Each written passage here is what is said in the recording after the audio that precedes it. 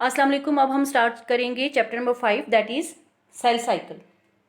Cell, what is cell? Cell, all you students know cell is the basic structure and functional unit of the living organism or living body. तो one of the cell as it is produced, तो definitely that cell is not remains throughout the life. वो cell जब बनता है तो सारी through the life, तो from the birth to end of the life वही सेल तो नहीं रहेगा. It may be damage in case of injury or in case of any of the disease. So one of the cell as it is produced and then it matures and then it gives it divides into its daughter cells. So that whole events are called cell cycle. कि एक cell जब produce होता है तो वो then अपनी maturity पे जाएगा, मेच्योर होगा अपने फंक्शनल परफॉर्मेंस के हवाले से. फिर वो सेल अपनी नेक्स्ट डॉटर सेल्स को प्रोड्यूस करेगा. तो ड्यूरिंग दिस होल कंडीशन जितनी भी चेंजेस आएंगी, जो भी स्टेप्स होंगे, that are called the cell cycle. अब one of the cell as there is on the board के is it is consisting of two main phases, एक interphase and secondly M phase और the mitotic phase, और you can say the mitosis. Interphase एक cell की life में जो most of जो time spend करता है one of the cell, that is 90% of its life, that is it passes in the interphase, और you can say the preparatory phase of the cell. यानी इसमें अपनी वो सेल डिवीजन करने के लिए, अपने डॉटर सेल्स को प्रोड्यूस करने से पहले जो है वो प्रिपरेशन करता है. डिफरेंट चेंजेस उसमें आती हैं, डिफरेंट टाइप की मतलब कंडीशंस उसमें डेवलप होती हैं. And then the cell division phase, that is M phase or the mitosis, and one of the cell passes only just the 10% of its life through it. अब the interphase further have sub phases, that is the number 1 G1 phase, S phase, G2 phase, and sometime one of the cell not goes to the M phase. यानी वो किसी condition की वजह से, या सम sales जो है थ्रू द लाइफ जो है डिवाइड नहीं होते हैं, तो वो अपनी G0 या G0 फेज में चले जाती हैं. अब जो फर्स्ट फेज है इंटरफेस की, that is a G1 phase, and during the G1 phase one of the cell have some changes, कि उसकी जो सप्लाई ऑफ प्रोटीन्स इंक्रीज होगी उस सेल में, क्योंकि उसने डॉटर सेल्स में को डेवलप करना होता है, में डिवाइड होना होता है, तो उसके नंबर ऑफ ऑर्गेनल्स इंक्रीज होंगे. नंबर ऑफ ऑर्गेनल्स इंक्रीज होंगे तो सेल वॉल्यूम भी इंक्रीज होगा.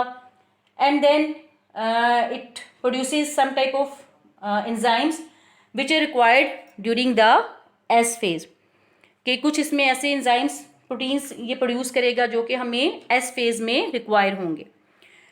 The second phase is the S phase. S phase और the duplication of chromosomes. And during the S phase, the duplication of the chromosomes takes place. कि every chromosome, as you know, one of the chromosome consisting of 2 chromatids, और every chromatid अपने जैसे एक sister chromatid बनाएगा. तो during the S phase, what happens? During the S phase, duplication of chromosomes takes place. अब after S phase हमारे पास आ जाती है G2 phase. G2 phase में just some of the proteins are produced that are required for the mitosis या M phase. If या किसी condition की वजह से प्रोटीन्स प्रोड्यूस नहीं होती ड्यूरिंग द G2 phase, तो cell never be entered into the M phase. यानी अगर प्रोटीन्स प्रोड्यूस नहीं होंगे तो G2 phase में अगर प्रोटीन्स नहीं होती या G2 phase कंप्लीट नहीं होती, तो सेल माइटोसिस फेज में या M phase में एंटर नहीं हो सकता. And definitely it goes to the G0 phase or the G0 phase.